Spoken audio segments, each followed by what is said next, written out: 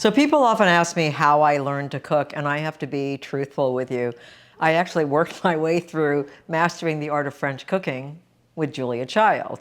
And I watched all of her shows even though I was already a vegetarian, and later I became vegan because I just loved how she was so friendly and accessible in the kitchen, and yet her food was so elevated. I learned so many of those techniques from her, whether it's a reduction sauce, a demi-glace, pâté en croûte. I tried to envision every idea as a vegan alternative.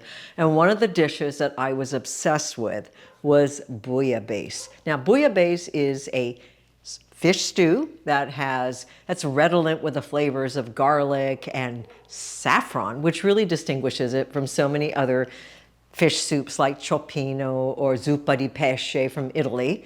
But bouillabaisse, I believe, is at the pinnacle of all of those soups. So of course, as a vegetarian, I had to figure out how can I make something that's really satisfying, that evokes the flavors of the sea without any animal seafood. But seafood can also be from sea vegetables. So this bouillabaisse captures the flavors of the sea with just a single sheet of nori. I first shared this recipe in the Vegan Meat Cookbook. It's in my chapter called Wow Them, because this will wow your guests.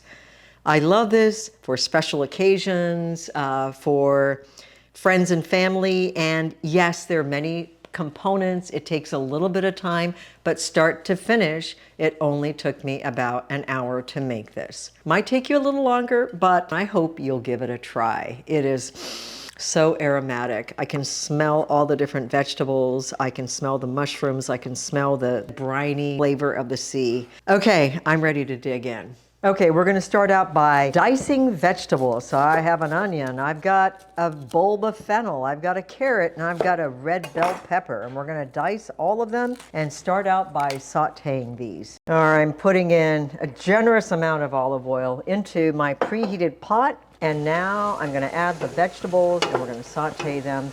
All right, so I'm gonna add some garlic. We want about 8 nice sized cloves. This is garlic that we grew in the garden last year. I think they were harvested a little too early. They're really tiny. They're delicious, but they're tiny.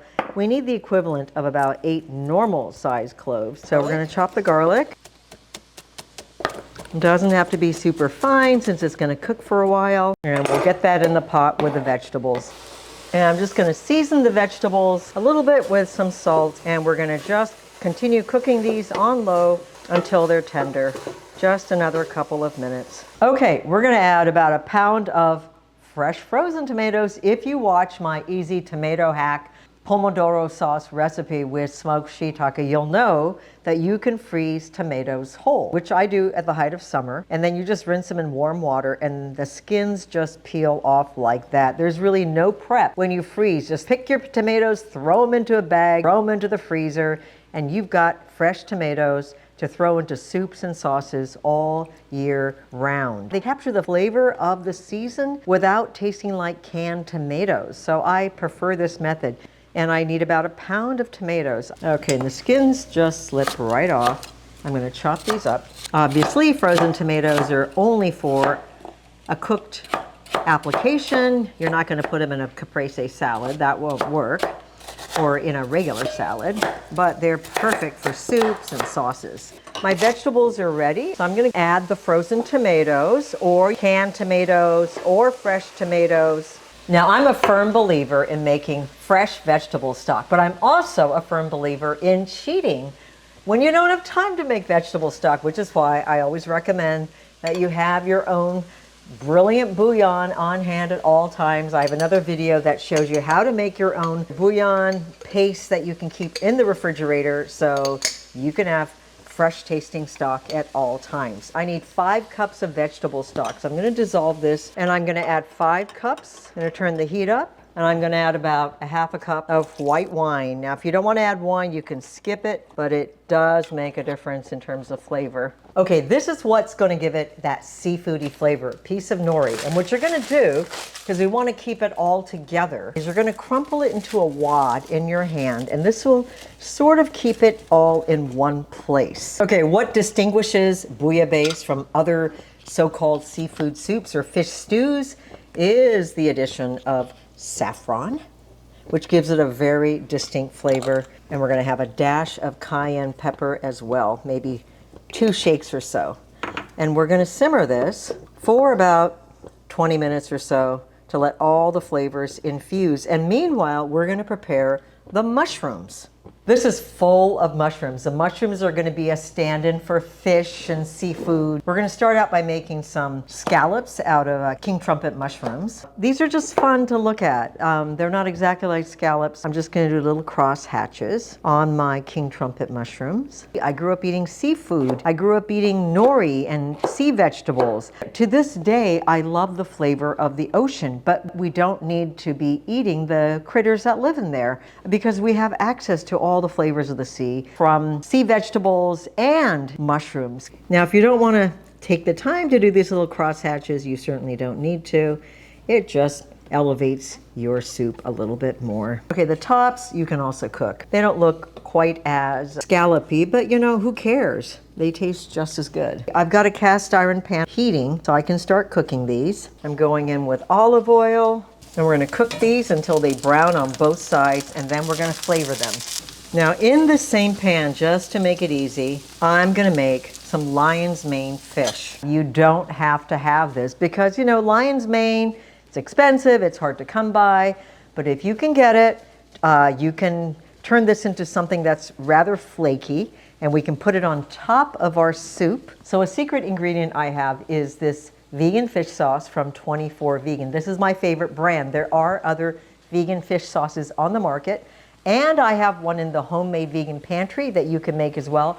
But this one I think is superior to everything I've ever had. So I highly recommend it. I have some water here in this bowl, and I'm gonna add a tablespoon or so of the vegan fish sauce. I'm gonna go in with a little bit of soy sauce, and I'm gonna dip these in here. And you can marinate them for a long time if you like, or you can just keep it very light and just marinate them for a few minutes like I'm doing right now. And just kind of keep working it so that it absorbs most of that liquid. It's like a sponge, it just sort of soaks it up. Okay, let's go back over to the pan. And I think I can get 1 or 2 of these in here. You don't need to press them down, like you don't need to put a pot on top. It is not that complicated. Okay, let's flip these over. Ah, look at that, they look beautiful. I'm gonna squeeze them out just a little bit so they're not too wet. And because there's a lot of moisture in the pan, I've got the heat up turned pretty high. Okay, while all of that is cooking, we are gonna get the croûtes in the oven. So that is basically thick slices of baguette. This is homemade. We're gonna cut them about 1/2 inch thick, and then we make a pesto out of this called I can't pronounce French, rouille, R-O-U-I-L-L-E. Tell me if I did that right. So we're gonna drizzle some olive oil, and we're gonna put these in the oven until they get a little crispy.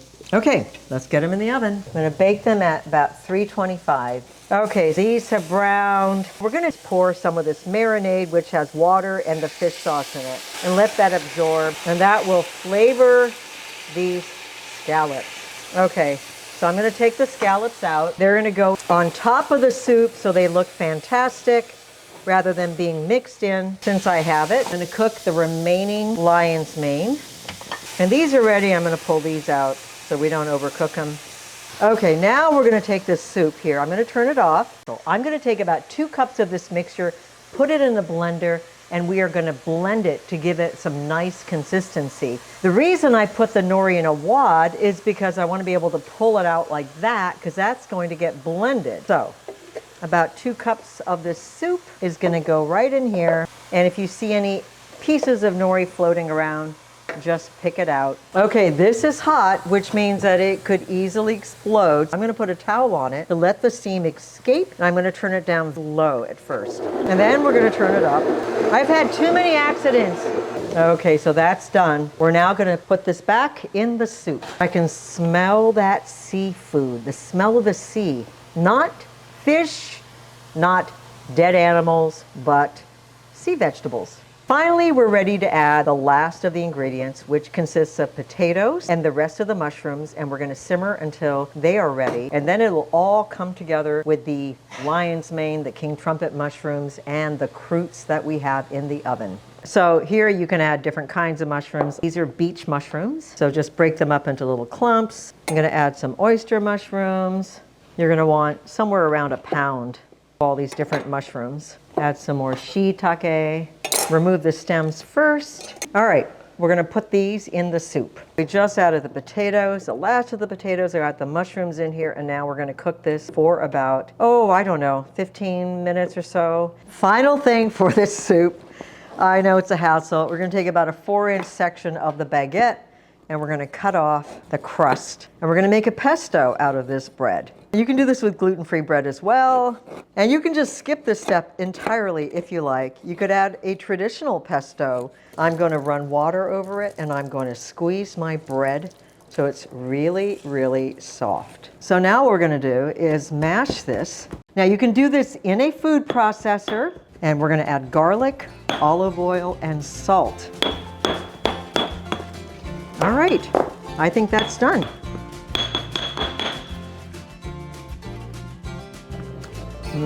That's so good.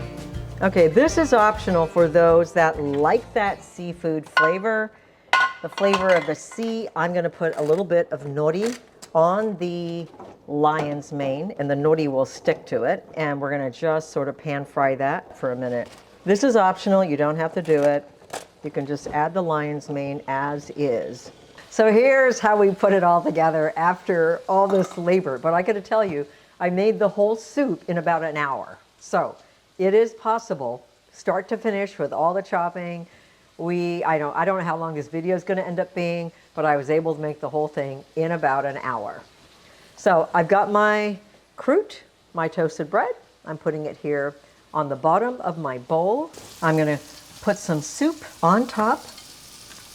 Coming in with a couple of these, make it look so pretty. A piece of my lion's mane fish. And then I'm gonna top it with the brulee that people will stir in. We've got fennel in the soup, so a fennel frond is the perfect topping. I'm gonna dig in. It's actually too beautiful. I don't know if I want to. So good.